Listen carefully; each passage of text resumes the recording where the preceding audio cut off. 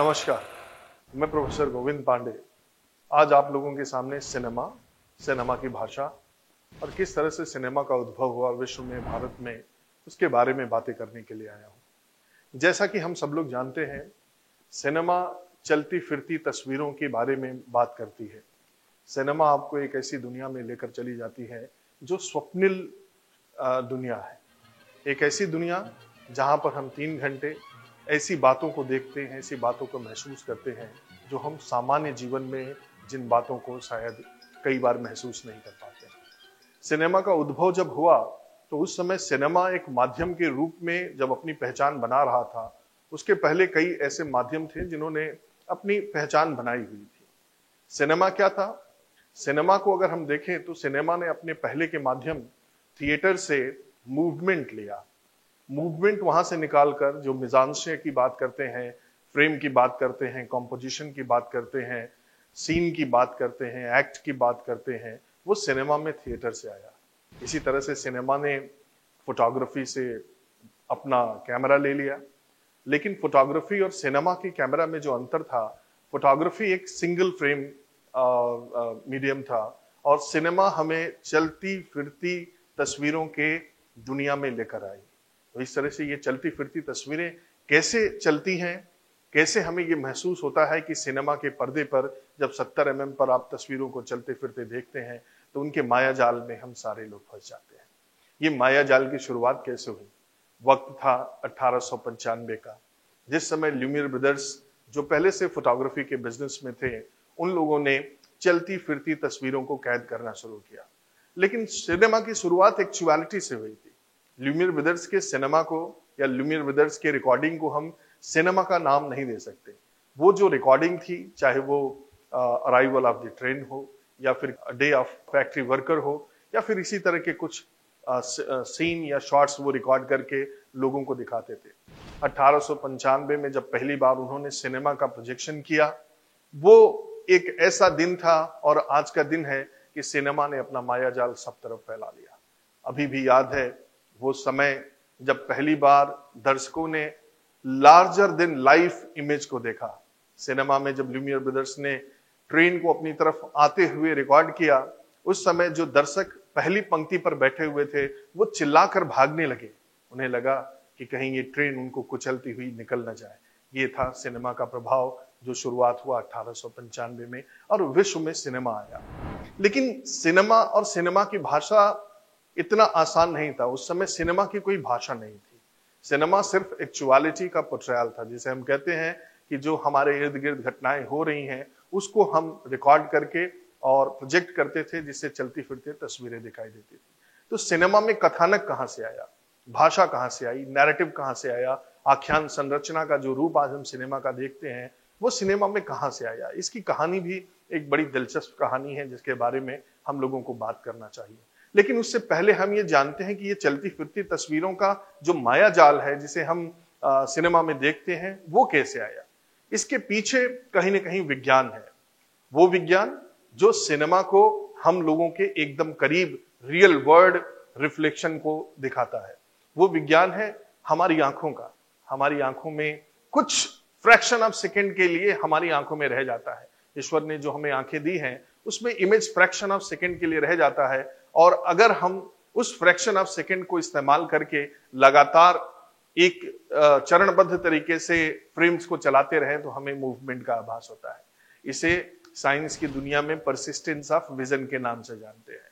तो persistence of vision क्या है? कि जब हम चलती फिरती तस्वीरें उस समय देख पाते हैं जब स्टिल इमेजेस, चलती फिरती तस्वीरें वास्तव में चलती फिरती नहीं है, ये कॉम्बिनेशन ऑफ स्टिल इमेजेस से होती है। सब स्टिल होता है लेकिन वो चलती फिरती कैसे दिखाई देती है? जब उनको हम एक क्रम में चलाते हैं। और वो क्रम कितना होना चाहिए?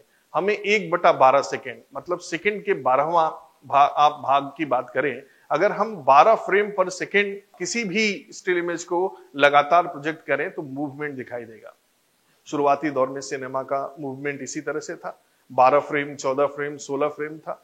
इसलिए जो सिनेमा की तस्वीरें हम देखते थे, चाहे वो ल्यूमियर ब्रदर्स के समय हो, चाहे वो राजा हरिश्चंद्र के समय जब दादा साहब फाल्के ने फिल्म बनाई उस समय हो, तो उस समय फिल्में जो है स्टेबल नहीं हुआ करती थी। आज की फिल्में आपको शानदार एक्सपीरियंस देती हैं। लेकिन उस समय की फिल्में स्टेबल नहीं हुआ करती थी। क्यों नहीं होती थी? क्योंकि जो फ्रेम रेट था वो फ्रेम रेट आपका 16 फ्रेम तक था। 16 फ्रेम होने के कारण फ्रेम में फ्लिकरिंग होती थी। फ्लिकरिंग का मतलब क्या हुआ कि सिनेमा स्टेबल नहीं था। जब सिनेमा स्टेबल नहीं था, इसका मतलब था कि आपकी स्क्रीन हिलती हुई दिखाई देती थी, और यहीं से जन्म हुआ सिनेमा की एक नॉमेनक्लेचर का या नाम का। सिनेमा को फ्लिक्स के नाम से भी जाना जाता है। तो जब फ्लिकरिंग जो इमेजेस थी, वहां से फ्लिक्स निकल कर आया। विश्व में जब सिनेमा 1895 में आया, तो भारत में भी एक व्यक्ति था जो लगातार इन चलती फिरती तस्वीरों को देखकर वैसी तस्वीरें भारत में लाना चाहता था। वो व्यक्ति थे गोविंद धुंधीराज फाल्के, जिन्होंने भारत में फिल्म इंडस्ट्री को इस्टेब्लिश करने का सपना देखा। और सब कुछ बेचने के बाद जब वो अपनी नई तकनीकी लेकर भारत आते हैं, तो ऐसी दुश्वारियों का सामना करते हैं। उन दुश्वारियों से मुझे लगता है कि सिनेमा का जो जन्म भारत में हुआ, उसको बड़ा ही एक मजबूती प्रदान की गई। पूरी तरह से भारतीय, पूरी तरह से भारतीय क्रू, पूरी तरह से भारतीय सिस्टम, पूरी तरह से भारतीय कहानी को लेकर अगर कोई फिल्म बनी है तो वो राजा हरिश्चंद्र है। इसलिए हमको इस बात को कहते हुए गर्व होना चाहिए कि राजा हरिश्चंद्र पहली पूरी तरह से भारतीय फिल्म है, और वो मूक फिल्म थी। इस मूक फिल्म का दौर 1913 से जो शुरू हुआ और 1931 तक चलता रहा। आलम-आरा आई, लेकिन उसके पहले करीब 1000 से 1200 फिल्में बनी। पर भारत में इतिहास सहेजने की जो क्षमता है, उसमें कई बार प्रश्न उठाए जाते हैं। हमें भी देखना होगा कि हमारी जो मूक फिल्में हैं, इतनी मूक फिल्में बनी, लेकिन उसमें से ज्यादातर नष्ट हो गई। और अभी भी फिल्म आर्काइव ऑफ इंडिया के पास अगर आप जाएं, तो बहुत कम फिल्में हैं जो आप देख पाएंगे या फिर आप देख सकेंगे। तो फिल्मों का जो इतिहास था इस तरह से शुरू हुआ। लेकिन फिल्मों ने कहानी कब से कहने शुरू की? फिल्मों की कहानी या फिल्मों की भाषा क्या होती है, ये इसके बारे में अगर हम बात करें, तो हम यहाँ पे एक बड़ा महत्वपूर्ण नाम है एडविन एस पोर्टर का। एडविन एस पोर्टर ने जब 1903 में एक फिल्म बनाई, द ग्रेट ट्रेन रॉबरी, उस फिल्म में सीन्स थे, और कैमरा की अगर आप पोजीशन देखें तो लॉन्ग शॉट्स कैमरा ने लिया, और एक एक सीन पूरे के पूरे शॉट्स रिकॉर्ड करते थे। कट भी था, इसके अलावा मूवमेंट भी था। तो कैमरे में कहानी कहने की पहली बार जो कोशिश की गई वो एडविन एस पोर्टर के द्वारा की गई, और वो कहानी कई सीन्स में बढ़ते चली गई। जब हम फिल्म की भाषा की बात करते हैं, तो अभी मेरी भाषा, जैसे मैं हिंदी में बात कर रहा हूं, तो मैं अपने विचार को व्यक्त करने के लिए, किसी भी कहानी को व्यक्त करने के लिए हिंदी के वर्णमाला का इस्तेमाल करता हूं। चाहे वो वर्णमाला क से लेके ज्ञ तक है। उन वर्णमाला के अल्फाबेट्स को मैं जब मिलाता हूं, एक क्रम में मिलाता हूं, जिसे ऑर्डर ऑफ अकरेंस हम कहते हैं। उस क्रम में जब हम उस वर्णमाला को मिलाते हैं तो शब्द बनते हैं, और उन शब्दों के द्वारा हम वाक्य की रचना करते हैं। जैसे मैं आपके सामने वाक्य की रचना कर रहा हूं, और ये वाक्य दर वाक्य हम पूरे पैराग्राफ का निर्माण करते हैं, और पूरे पैराग्राफ के बाद हम उसको, अपनी बात को, अपने विचार को, अपनी कहानी को दर्शकों तक पहुंचाते हैं। सिनेमा की भाषा की अगर हम बात करें, तो जिस तरह से मैं बात कर रहा हूं अभी, शब्द दर शब्द मैं सेंटेंस का निर्माण कर रहा हूं, और सेंटेंस बाय सेंटेंस हम एक पैराग्राफ का निर्माण करते हैं और अपनी बातों को लोगों तक पहुंचाते हैं। सिनेमा की भाषा में शॉर्ट वही अल्फाबेट हो सकता है। उसी अल्फाबेट को अगर हम टेक्निकली कहें तो हम दो फील्ड में भी बांट सकते हैं, लेकिन चूंकि वो टेक्निकल परिभाषा है, इसलिए हम शॉर्ट को सिनेमा की बेसिक यूनिट मान लेते हैं। और शॉर्ट बाय शॉर्ट हम सीन का निर्माण करते हैं, सीन बाय सीन हम सीक्वेंस का निर्माण करते हैं, और सीक्वेंस बाय सीक्वेंस सिनेमा की कहानी कहते हैं। शॉर्ट्स की जब हम बात करें तो शॉर्ट के डिफरेंट टाइप्स होते हैं। डिफरेंट टाइप्स ऑफ शॉर्ट्स की जब हम बात कर रहे हैं, तो उस समय एक्सट्रीम क्लोज शॉट से लेकर एक्सट्रीम लॉन्ग शॉट का मतलब ये हुआ कि हम एक्सट्रीम क्लोजअप ले सकते हैं किसी व्यक्ति का, उसके बाद क्लोजअप पे जा सकते हैं, उसके बाद मिड क्लोजअप पे जा सकते हैं, उसके बाद मिड शॉट पे जा सकते हैं, मिड लॉन्ग शॉट पे जा सकते हैं, लॉन्ग शॉट पे जा सकते हैं, और एक्सट्रीम लॉन्ग शॉट पे जा सकते हैं। ये हमारी बेसिक यूनिट है, जिसकी सहायता से, जिसकी कॉम्बिनेशन से हम कंस्ट्रक्ट करते हैं मीनिंग का। मैं आपको एक उदाहरण के साथ इसको बताने का प्रयास करता हूं कि जब हम किसी भी शॉट का संयोजन जब करते हैं, उस शॉट के संयोजन में जो भूमिका होती है ऑर्डर ऑफ अकरेंस बहुत महत्वपूर्ण होता है कि मीनिंग कंस्ट्रक्ट करने का। जैसे मान लीजिए अभी मैंने आपसे कहा CAT कैट है, और जब हम C को पहले, A को दूसरे और T को तीसरे नंबर पे रखते हैं, तो हम कैट का निर्माण कर रहे हैं। और आप सी को शॉर्ट नंबर 1 मान सकते हैं, ए को शॉर्ट नंबर 2 मान सकते हैं, टी को शॉर्ट नंबर 3 मान सकते हैं। अब इन्हीं शॉर्ट का संयोजन हम बदल देते हैं। हम ए को शॉर्ट नंबर 1 कर देते हैं, सी को शॉर्ट नंबर 2 कर देते हैं और टी को शॉर्ट नंबर 3 रहने देते हैं। अब क्या हुआ, ये कॉम्बिनेशन हमें एक्ट दे दिया। तो हमारे पास जो शॉर्ट है, 3 शॉर्ट्स थे, उन्हीं 3 शॉर्ट से पहले हमने कैट बनाया, अब एक्ट बना दिया। तो इसका मतलब क्या हुआ, इसका मतलब यही हुआ कि सिनेमा में ऑर्डर ऑफ अकरेंस, जिस समय हम एडिटिंग टेबल पे बैठते हैं और शॉर्ट का संयोजन करते हैं, उस समय हमें इस बात का ध्यान रखना चाहिए कि क्या मीनिंग हम कंस्ट्रक्ट करना चाहते हैं। और यहाँ पर निर्देशक, सिनेमेटोग्राफर और एडिटर, जो सिनेमा के 3 महत्वपूर्ण स्तंभ है, उनके बीच एक सिंक होना चाहिए कि निर्देशक क्या चाहता है, सिनेमेटोग्राफर उसको कैसे कैप्चर कर रहा है और एडिटर उसका निर्माण कैसे कर रहा है। अगर इन तीनों के बीच सिंक नहीं है, इसका मतलब ये हुआ कि सिनेमा की जो भाषा है या सिनेमा का जो मैसेज है वो कहीं ना कहीं डिफ्यूज होगा, उतना इफेक्टिव नहीं होगा। इसीलिए कई बार हम कहते हैं कि कोई सिनेमा, कोई फिल्म हमें पसंद आई, कोई फिल्म हमें नहीं पसंद आई। तो ये सिनेमा की मूल भाषा है जहां पे हमें ज्ञान रखना होगा। इसके अलावा भी बहुत सारी चीजें हैं, जैसे हम पार्ट्स ऑफ स्पीच पढ़ते हैं तो उसमें आप देख लीजिए, नाउन हो, प्रोनाउन हो, वर्ब हो, एडवर्ब हो, तो बहुत सारी चीजें हैं। उन सारी चीजों का इस्तेमाल हम क्यों करते हैं? भाषा में खूबसूरती के लिए कह सकते हैं। भाषा को और सुंदर बनाने के लिए और क्या किया जा सकता है? पहली बात, हमें यह समझ होनी चाहिए कि शॉर्ट की ड्यूरेशन क्या होगी।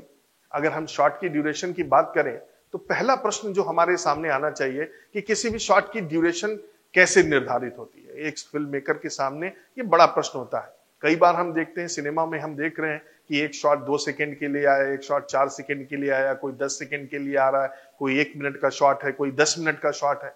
एक ही शॉट, इसका मतलब हुआ कि शॉट सिंपल शॉट भी हो सकता है, कॉम्प्लेक्स शॉट भी हो सकता है। तो जिस समय हम जिन बातों को बताना चाहते हैं, उन बातों को ध्यान में रखते हुए हमें शॉट का संयोजन करना चाहिए, निर्माण करना चाहिए। तो जो सिंपल शॉट होता है वो धीरे से आप जो भी सामने दिखाई दे रहा है उसको कैप्चर कर लेते हैं। लेकिन जब हम एक मीनिंगफुल शॉट बनाते हैं, जैसे मैं आपको बताऊं, एक फिल्म है मंथन, जिसे श्याम बेनेगल ने बनाया है। अगर उस फिल्म के आप अंतिम दृश्य को देखें, जहां पर डॉक्टर गिरीश कर्नाड वापस जाना चाहते हैं शहर से और भोला उनकी तरफ दौड़ रहा है और साथ ही ट्रेन आ रही है, 3 पैरेलल मूवमेंट आपके फ्रेम में लगातार दिखाई देते हैं और उन 3 पैरेलल मूवमेंट का इस तरह से संयोजन किया गया है कि भोला की दौड़ गिरीश कर्नाड की तरफ होती हुई दिखाई दे रही है, गिरीश कर्नाड और उनकी पत्नी स्टेशन पर रुके हुए ट्रेन का इंतजार करते हुए दिखाई दे रहे हैं और साथ ही साथ ट्रेन उनकी तरफ आती है, ट्रेन उनकी तरफ आती है, रुकती है। इसका मतलब ये हुआ कि जो 3 पैरेलल एक्शन चलते हैं वो एक जगह मर्ज हो जाते हैं और फिर उसके बाद वहां से मीनिंग जनरेट होती है। जब भोला वहां पर आता है तब तक ट्रेन निकल जाती है। इसका मतलब हुआ कि गिरीश कर्नाड और उनकी पत्नी चले गए और भोला वो उनको ना रोक पाया, ना उनको विदा कह पाया।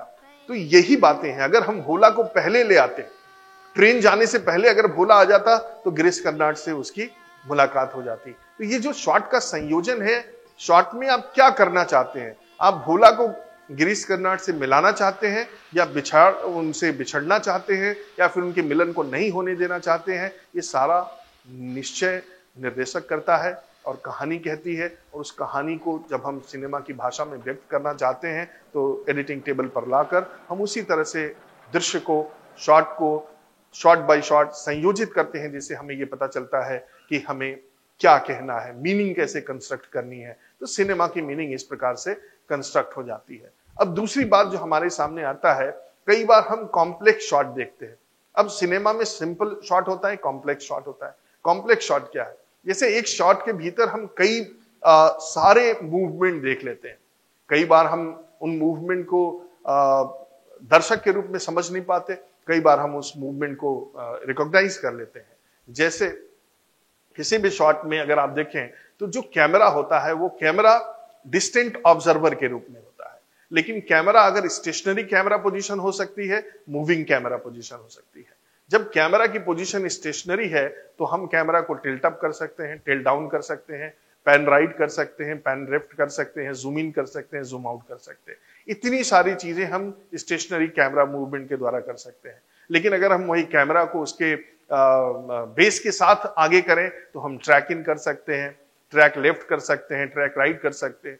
तो एक शॉट की ड्यूरेशन क्या होती है, उस ड्यूरेशन को कैसे डिसाइड किया जाता है, शॉट की परिभाषा क्या होती है। जैसे ही हमने रोल ऑन कहा और एक्शन शुरू हुआ, आपका शॉट शुरू हो गया। जैसे ही कट कहा, आपका शॉट खत्म हो गया। इसका मतलब एक्शन और कट के बीच जो ड्यूरेशन है वही शॉट है। एक शॉट को इस तरह से हम निर्धारित करते हैं। लेकिन उसी शॉट में आप जूम इन भी देख सकते हैं, आप पैन भी देख सकते हैं, आप ट्रैक भी देख सकते हैं। तो इस तरह से एक कॉम्प्लेक्स शॉट होता है जिसके निर्माण के लिए निर्देशक को ध्यान देना होता है, सिनेमेटोग्राफर को सारी बातें पहले से पता होनी चाहिए कि इनका हम इस्तेमाल कैसे कर रहे हैं और इस्तेमाल जो हम कर रहे हैं उससे क्या मीनिंग जनरेट होता है। इसके ऊपर सिनेमा की भाषा, जिसे हम कहते हैं कि भाषाई कंट्रोल, कि हम हिंदी जानते हैं, हम अंग्रेजी जानते हैं, लेकिन कई बार होता है कोई हिंदी बोल रहा है तो हम कहते हैं कितनी खूबसूरत हिंदी ये बोल रहा है, कितने प्रभावशाली तरीके से अपनी बातें रख रहा है। इसी तरह से जब हम अंग्रेजी बोलते हैं या किसी अन्य भाषा का इस्तेमाल करते हैं तो हम कहते हैं कि ये व्यक्ति बड़े खूबसूरत तरीके से अपने विचारों को रख रहा है। वही सिनेमाई भाषा भी है। सिनेमाई भाषा के वर्णों को अगर हम जानेंगे तो उतनी ही खूबसूरती के साथ अपने विचारों को हम दर्शकों के सामने रखेंगे और दर्शक हमारे विचारों को उतनी ही तरीके से समझेंगे, उतने ही अच्छे तरीके से समझेंगे। हमारा मैसेज दर्शक के सामने उसी तरह से पहुंच जाता है। सिनेमा चूंकि एक ऐसा माध्यम है जहां पे सिनेमैटिक लिबर्टी भी हम कई बार लेते हैं। अब ये सिनेमैटिक लिबर्टी कहानी कहने में सिनेमा की भाषा में एक बहुत महत्वपूर्ण योगदान देता है। ये सिनेमैटिक लिबर्टी क्या है? सिनेमैटिक लिबर्टी की जब हम बात करते हैं तो सिनेमा में टाइम को कंडेंस करने या एक्सपैंड करने की बात करते हैं। अब याद करिए वो दृश्य मुकद्दर के सिकंदर का, जहां पर एक फकीर जो अमिताभ बच्चन का बचपन का रोल कर रहा है बच्चा, उससे कहता है कि बेटा हंस हंस, बेटा हंस, हंसने से तेरी किस्मत बदल जाएगी। और वो बच्चा हंसता है और लगातार हंसते हंसते हम ये देखते हैं कि वो बड़ा अमिताभ बच्चन हो जाता है और मोटरसाइकिल पर मुकद्दर का सिकंदर गाना आप शुरू करते हैं। दर्शक चमत्कृत हो जाते हैं, तालियों की गड़गड़ाहट आपको हॉल में सुनाई देती है और आप ये सवाल नहीं करते कि एक बच्चा जो अभी छोटा था वो जवान कैसे हो गया। इसे हम सिनेमैटिक लिबर्टी कहते हैं। कथानक का एक महत्वपूर्ण भाग होता है और अगर इस भाग को हम रीजनिंग या फिर रैशनल होकर देखेंगे तो कई बार हम क्रिटिसाइज कर सकते हैं कि नहीं, सिनेमा में एकाएक कैसे बड़ा हो गया। लेकिन सिनेमा इसे को ही कहते हैं। सिनेमा की भाषा यही है जिसमें हम वहां पहुंच जाते हैं जहां पर हम कभी पहुंचे नहीं हैं। सिनेमा रियलिटी हो सकती है, सिनेमा हमारा अपना विजन हो सकता है, हमारी अपनी सोच हो सकती है और वो सोच कहीं तक पहुंच सकती है। जैसे कि प्लेनेट ऑफ एप्स आपने देखा, एक ऐसी फिल्म जहां पर बंदर इंसानों पर राज कर रहे हैं। तो सिनेमा की सोच और सिनेमा की भाषा दोनों ही व्यक्ति जिसे कहते हैं केंद्रित होती है। सेल्फ व्यक्ति वो होता है जो निर्देशक है। इसलिए कई बार सिनेमा को हम निर्देशक का बेबी भी कहते हैं, उसी का बच्चा कहते हैं। हम ये कहते हैं कि सिनेमा जो बड़ा होता है, जो सिनेमा का रूप हम देखते हैं, it is basically directors baby. इसीलिए जब सिनेमा सफल होती है या असफल होती है तो कलाकार से ज्यादा जो सबसे ज्यादा क्रिटिसिज्म होता है वो डायरेक्टर का होता है कि वो डायरेक्टर की सिनेमा की भाषा की समझ अपने आप में सिनेमा की सफलता और असफलता को बताती है या फिर उसको नुकसान पहुंचाती है। दूसरी बात जो मैं यहाँ पे सिनेमा की भाषाओं को लेकर कहना चाहूंगा कि सिनेमा के जो शॉट्स होते हैं, अगर आप सत्यजीत रे को देखें, सत्यजीत रे का सिनेमा जो ट्रायलॉजी है, अप्पू ट्रायलॉजी है, उसको अगर आप देखें उसमें आप देखेंगे कि जो दूसरा भाग है अपूर्व संसार में, जिस समय पंडित हरिहर की मौत होती है और अप्पू गंगा से पानी लेकर आ रहा है, उस दृश्य को आप देखें, दृश्य के संयोजन को देखें। कई बार हम सिनेमा में कहते हैं कि हम एक्सट्रीम लॉन्ग शॉट से एक्सट्रीम लॉन्ग शॉट में कट नहीं मारते हैं। ये हम सिनेमा की भाषा में कहते हैं कि अगर एक शॉट का कंपोजिशन एक जैसा हो तो कट मारेंगे तो जर्क आएगा। लेकिन सत्यजीत रे ने उसी दृश्य में कई सारे ऐसे शॉट का संयोजन किया है, निर्माण किया है, जहां वो एक्सट्रीम लॉन्ग शॉट से एक्सट्रीम लॉन्ग शॉट पे कट मारते हैं और वो दृश्य इतना खूबसूरत बनता है। इसे हम कहते हैं सिनेमा की भाषा में जो एक्सेप्शंस होते हैं वो है। लेकिन यहीं पे एक सिनेमा ने अपनी भाषा को और ज्यादा अच्छा बनाने के लिए रूल ऑफ 45 डिग्री का निर्माण किया। रूल ऑफ 30 डिग्री का निर्माण किया, उसी तरह से रूल ऑफ 180 डिग्री का निर्माण किया। हम रूल ऑफ 180 डिग्री के द्वारा जानते हैं कि हम इस लाइन को क्रॉस नहीं कर सकते, क्योंकि अगर हम इस लाइन को क्रॉस करेंगे तो सिनेमाई भाषा में गतिरोध पैदा होगा। लेकिन वहीं पे सत्यजीत रे रूल ऑफ 45 डिग्री और रूल ऑफ 30 डिग्री का पालन करते हुए एक सिनेमाई संसार का उदय करते हैं। याद करिए वो गंगा की धारा जब सत्यजीत रे आपको दिखाते हैं, एकदम गंगा शांत है। सिनेमा में जब हम रुदन दिखाते हैं, क्रंदन दिखाते हैं, तो अगर मनुष्य का जो रुदन है, क्रंदन है, अगर उसके साथ प्रकृति मिल जाती है तो वो रुदन और क्रंदन कहां तक पहुंच जाता है, जिसे हम लार्जर देन लाइफ कहते हैं। तो सिनेमा में पहली बार उस क्रंदन को, रुदन को, विलाप को, इमोशंस को सत्यजीत रे ने शामिल करते हुए अप्पू के रोने को, अप्पू की दुख को उन्होंने लार्जर देन लाइफ इमेज के रूप में अपनी फिल्म में, अपूर संसार में दिखाया। बनारस की उस घाट की शांति को आप महसूस करिए, लेकिन उस शांति के बीच जो खलल होता है, तो उसमें पक्षियों के माध्यम से जब पक्षी उड़ना शुरू करते हैं तो हम देखते हैं कि उनके अंदर बेचैनी है, कोलाहल है। एकाएक शांत पानी भी बेचैन दिखाई देने लगता है। तो ये शांत पानी को बेचैन दिखाना सिनेमैटिक ब्यूटी है, जिसका उपयोग सत्यजीत रे ने अपने फिल्म में किया है। इसीलिए कहा जाता है कि सिनेमा की भाषा में जिस समय हम शॉट्स का चयन करते हैं, वो शॉट भी आपकी भाषा की खूबसूरती को बढ़ाते हैं, लेकिन उसके लिए आपको सिनेमा के वर्णमाला का अच्छे से ज्ञान होना चाहिए। सिनेमा सिर्फ डायरेक्टर, निर्देशक या फिर आपके एडिटर तक नहीं है। सिनेमा में लाइट भी है। सिनेमा में आपका जो मूवमेंट है, उसके लिए आप देखते हैं कि जो रिकंस्ट्रक्ट किया जाता है, पूरी दुनिया बाहुबली में देखा, तो जिस साम्राज्य को आपने देखा, उस साम्राज्य की जो गरिमा थी उसको दिखाने के लिए जो भव्य सेट का निर्माण किया गया, वो भी सिनेमा की भाषा का ही पार्ट है। अगर हम उस तरह की परिस्थिति, उस तरह की स्थिति, उस तरह के इतिहास का सृजन सिनेमा के फ्रेम में नहीं कर पा रहे हैं, तो कहीं ना कहीं भाषागत त्रुटि दिखाई देती है। और यहाँ पे आपको जो आर्ट डायरेक्टर है, जो कंस्ट्रक्ट करता है, मेकअप मैन है, जो आपका अटायर देख रहा है, वो सारे सब कुछ सिनेमा को सुंदर बनाने में, सिनेमा की भाषा को आगे ले जाने में बहुत महत्वपूर्ण भूमिका अदा करते हैं। हम सिनेमा की जब बात कर रहे हैं तो इस सिनेमा में शॉट्स की तो हमने बात की, लेकिन मीनिंग कैसे कंस्ट्रक्ट होती है। हम मीनिंग कंस्ट्रक्शन के बारे में बात करें तो आपको एक महत्वपूर्ण फिल्म है टाइटैनिक। उस टाइटैनिक फिल्म की अगर हम बात करें तो हमने देखा है कि ये फिल्म वर्ग संघर्ष को दिखाती है, और वर्ग संघर्ष को दिखाने के लिए उस फिल्म में सिनेमा ने अटायर को, दर्शक ने जो देखा कि वर्ग को दिखाने के लिए अटायर को मुख्य रूप से दिखाया गया है।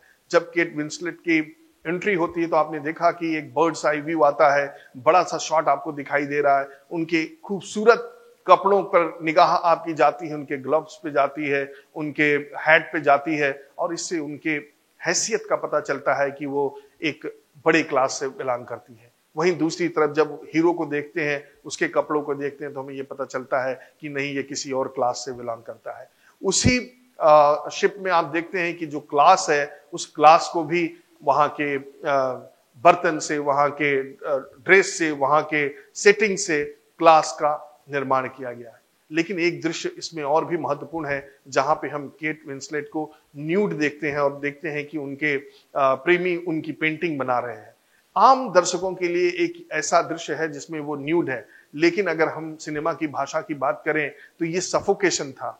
सफोकेशन क्या था? अपनी क्लास का सफोकेशन था। उस क्लास में उस सफोकेशन कहां से फील कर रही थी? कपड़ों से सफोकेशन था, क्योंकि क्लास का पोर्ट्रेयल कपड़ों से था। तो उन कपड़ों को उतार फेंकती है, सफोकेशन से मुक्ति मिलती है, और उसकी क्लास का बदल जाना। फिर उसके बाद से हम देखते हैं कि फिल्म का जो दृश्य बाकी शुरू होता है, उसमें केट के जितने भी कपड़े हैं, एक ही कपड़ा था, क्योंकि उसके बाद मुख्य दृश्य क्लाइमेक्स आपका शुरू हो जाता है। तो यहाँ पर सिनेमा की भाषा में अगर हम बात करें तो वो जो शॉट था वो सफोकेशन को बताता था, क्लास कॉन्फ्लिक्ट को बताता था, क्लास रिवोल्ट को बताता था। लेकिन एक आम दर्शक के लिए हो सकता है वो शॉट सिर्फ मनोरंजन का विषय हो। तो सिनेमा के पढ़ने वाले लोगों के लिए ये बात को ध्यान रखना होगा कि कभी जब हम सिनेमा के या सिनेमैटिक कंस्ट्रक्शंस को देखते हैं तो उनको एक सिंपल शॉट के रूप में ना लेके उसके अंदर कौन सी बात कहने का प्रयास निर्देशक कर रहा है, उसके बारे में हमें ध्यान देना चाहिए। तो सिनेमा की जो बातें मैंने आपको एक बार से फिर रिपीट कर देता हूं कि हम लोगों ने क्या क्या बातें की।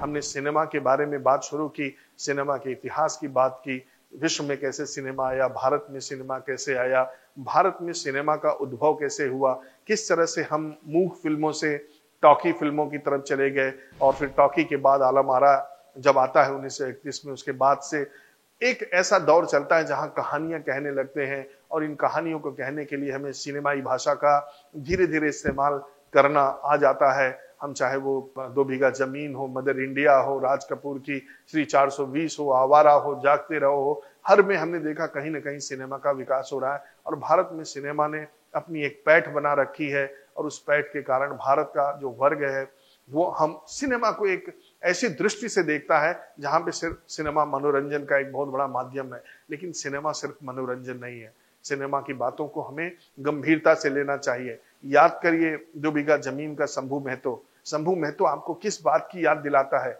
शंभू महतो आपको इस बात की याद दिलाता है कि उस समय भी माइग्रेशन था, 50 में भी माइग्रेशन की कहानी सिनेमा आपको बता रही थी। सिनेमा सन 1950 में बता रही थी कि एक गरीब किसान का खेत एक साहूकार अपने पास रखा हुआ है। सिनेमा 1950 में बता रही थी बड़े उद्योग मत खोलो, क्यों? क्योंकि किसान की जमीन चली जाएगी। सिनेमा उस समय बता रही थी कि शंभू महतो जब अपने गांव से कलकत्ता चला जाता है तो जिंदगी भर प्रयास करता रहता है कि वो अपने गांव आके मालिक बन जाए, लेकिन उसको माइग्रेशन के कारण एक मालिक नौकर बन जाता है, एक किसान मजदूर बन जाता है। तो सिनेमा ने 1952 में भी ये बताने का प्रयास किया था कि हमारा विकास भारी उद्योगों से नहीं होगा, हमारा विकास गांव के किसानों के बारे में सोचकर होगा। सोचिए पहला शॉट उसी सिनेमा का जिसमें जब बारिश होती है तो सारे गांव के किसान कितने खुशी से गीत गाने लगते हैं। कैसी स्थिति, क्या हमने वो स्थिति बदल दी? आज 70 साल बाद भी भारत का किसान बारिश पे उतना ही डिपेंडेंट है जितना आज से 70 साल पहले। तो सिनेमा ने तो बताया था, पर सिनेमा की बातों को हमने गंभीरता से नहीं लिया। अगर हम सिनेमा की बात को गंभीरता से लेंगे, सिनेमा की कहानी को गंभीरता से पढ़ेंगे, तो समाज में बदलाव आएगा। अभी बदलाव भारत में आ रहा है, सिनेमा की भाषा में बदलाव आया है, सिनेमा के स्वरूप में बदलाव आया है, चरित्र में बदलाव आया है। आप स्त्री के चरित्र को देखिए, जो सिनेमा पहले गढ़ता था एक सेक्रेट रूप था। आप संगम की राधा को देखें, संगम की राधा को प्यार किसी से लेकिन शादी किसी से होती है, और उसमें उसका जो मित्र है, शादी नहीं है तो भी वो वस्तु के रूप में राधा का इस्तेमाल करता है। वो कहता है कि तुम सुंदर से शादी कर लो। राजेंद्र कुमार कहते हैं तुम राज कपूर से शादी कर लो। वैजयंती माला राज कपूर से प्यार न होते हुए भी शादी कर लेती है। लेकिन भारतीय स्त्री का चरित्र कैसा दिखाया गया कि शादी करने के बाद वो अपने पति की हो जाती है, उनसे बेवफाई करने का स्वप्न भी नहीं देख सकती।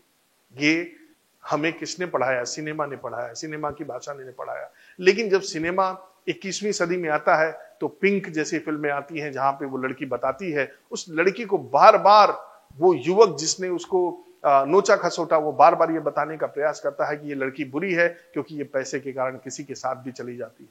लेकिन सिनेमा की भाषा में उस लड़की ने बताया कि नो मीन्स नो, ये शरीर मेरा है, ये जज्बात मेरे हैं, और मैं अगर किसी के साथ रहना चाहती हूँ या किसी के साथ मैं हूँ, इसका मतलब ये नहीं हूं कि मैं सभी के लिए उपलब्ध हूं। तो सिनेमा ने अपनी भाषा में उन लोगों को जवाब दिया जो ये कहना चाहते थे कि स्त्री उपभोग की वस्तु है। सिनेमा ने उन लोगों को मुंहतोड़ जवाब दिया। तो सिनेमा की भाषा में नए नए अरमान गढ़े जा रहे हैं, नए विचार गढ़े जा रहे हैं, पर उन विचारों को समझने का तरीका हमें सोचना पड़ेगा।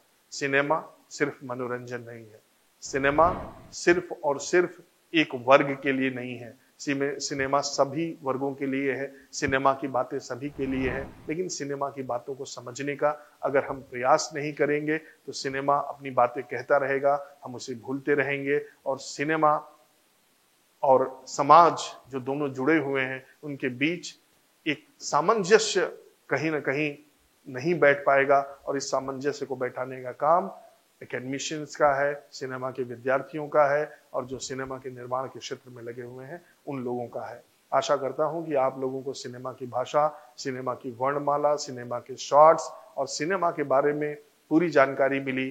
फिर मिलेंगे आपसे किसी और नए एपिसोड में सिनेमा के बारे में ही बात करते हुए। बहुत बहुत धन्यवाद।